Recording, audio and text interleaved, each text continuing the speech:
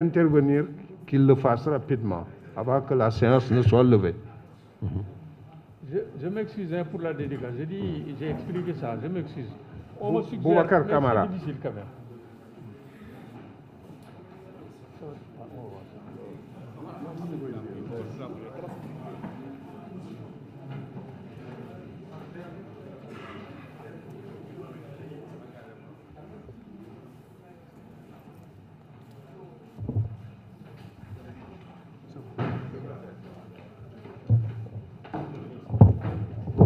Merci. Oh, il y en a beaucoup. Ça va, vous allez bien.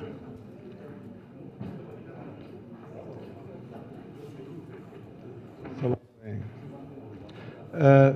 Merci beaucoup de m'avoir donné la parole. Je ne pouvais pas rater cette occasion, ces retrouvailles.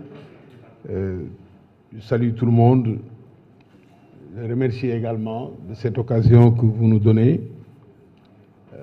Je retrouve des doyens que je considère comme des gardiens du temple, parce que le Sénégal a connu de très longues luttes dans surtout la gauche, que nous avions fréquentée quand nous étions jeunes. Et ces personnalités-là qui ont incarné ce combat sont encore sur le terrain. Et je suis rassuré, je vous félicite et vous encourage. Pour le doyen, je pense que tey moom la Macky mos a jekku yàgg nga ko jekku mosul jox coup de pouce waaye tey door na la coup du pouce fexe na ba sa baaraam bi rëq sa bésu dédicace nga war a bindal nit ñi tey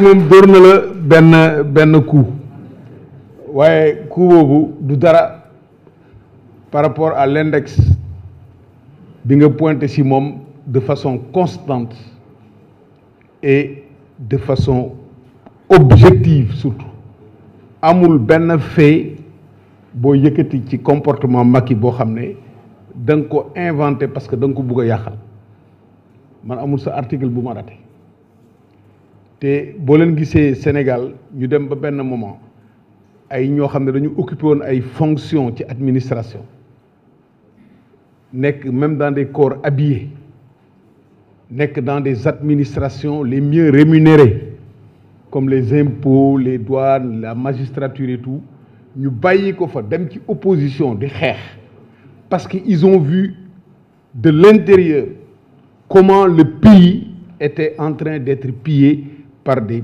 politiciens. Et je pense que cette vague-là, aujourd'hui, moom moo joxe le résultat qu'on a. Et loolu da ngeen ci contribuer par vos écrits. Et aujourd'hui, l'homme, on ne peut pas dire grand. Vous êtes égal à vous-même. Li ñu lay ñaanal mooy gudd fan. Wérgu yaram ñun am nañ ci témoignage parce que say njaboot sumay xarit lañu. Xam naa li ñu dund ci combat bi nga doon mëne te xam naa férocité pouvoir pour avoir été à l'intérieur lépp mënoon na ci xej parce que am na ñoo xam ne ñii lu nekk daj nañ ko ci parce que méthode yi ñuy utiliser moo bare dañuy jënd dañuy yàq der lu nekk lañ lay def dañ lay mettre dans des positions am na ñoo xam ne ay hommes politiques lañu aujourd'hui jaruñu dara mënuñu sax yëngatu parce que fi ñu jaar ak pouvoir moo tax mënuñu bouger donc loolu yëpp mënoon na ci am yow nga taxaw résister ko donc dañ lay ñaanal loolu nga def mu nekk exemple pour les jeunes. Maintenant en ce qui concerne l'œuvre, au-delà des articles ponctuels qu'on écrit sur le temps et qui montrent très clairement qu'il y a des dysfonctionnements, il y a un vrai problème aujourd'hui que j'appelle l'impératif africain. Impératif africain mooy régler benn paradoxe bu ñu am mooy on doit protéger le bien public contre ceux qui sont censés le gérer ou les gérer en bon père de famille ñi ñuy élire ne leen lii la ñu jël dénk leen ko pour ngeen defar réew mi ñoom nga war a topp ba bu ñu jël alalu réew mi yàq ko loolu mooy impératif africain et société dëkk yëpp ñu am société statistique ci corruption yëpp li nit ñi di jël di ko laax di ko jëlee ci seen réew di ko yóbbu bitim réew mën na defar infrastructure Afrique yëpp ba mu mel ni Europe ba mu des donc ça veut dire que le problème c'est nos dirigeants les dirigeants que nous avons élus les diables que nous avons élus parfois en disant que c'est le moins mauvais parmi les pires il faut absolument que les jeunes générations comprennent que tant qu'on élit des gens qu'on ne connaît pas ou qui ont des mains sales, on ne peut pas développer l'Afrique.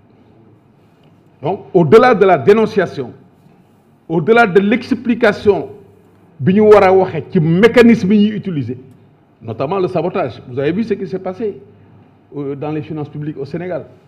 On a fait exploser la masse salariale en augmentant de façon démesurée les salaires et en recrutant de façon inappropriée. On s'est endetté en le cachant, on a mis des faux chiffres. Tout ça, c'est pas pour faire avancer une économie, mais c'est pour garder le pouvoir. Donc, garder le pouvoir, saboter même le système économique aujourd'hui, les difficultés que nous avons aujourd'hui, je vais expliquer. Donc, les mécanismes par lesquels ñi nga xam ne ñoo yore pouvoir la ñuy yàqee réew mi ba corruption bi am ba nga mun a manifestation bi nga wax nga xam ne c'est la partie visible mécanisme yooyu il faut que nit ñi comprendre ko il faut xale yi comprendre moo tax dans les universités des thèses sur le traitement du bien public en sciences politiques surtout comment les gens organisent la prédation ça c'est extrêmement important donc le paradoxe africain moom comment faire pour que ces gens qui dirigent le pays les différents pays africains ne puissent pas utiliser le pouvoir qu'on leur a donné pour construire le pays ñu utiliser ko pour détruire le pays pour leur intérêt personnel et c'est votre œuvre participe justement de cette clarification-là et je pense que c'est ça qui est important dans ce que vous avez fait votre contribution est précieuse et je vous remercie de l'avoir fait. Il faut absolument encourager, surtout les jeunes qui font la politique, pour qu'ils comprennent que quand on vient faire la politique, ce n'est pas pour soi-même, c'est un sacrifice qu'on fait. Et que ça soit régime bi, demb, tay, souba, ak gannaaw souba, il faut absolument que cette position de principe soit gardée. Restez les gardiens du temple. Je voulais faire ce témoignage et je vous remercie d'exister. Merci.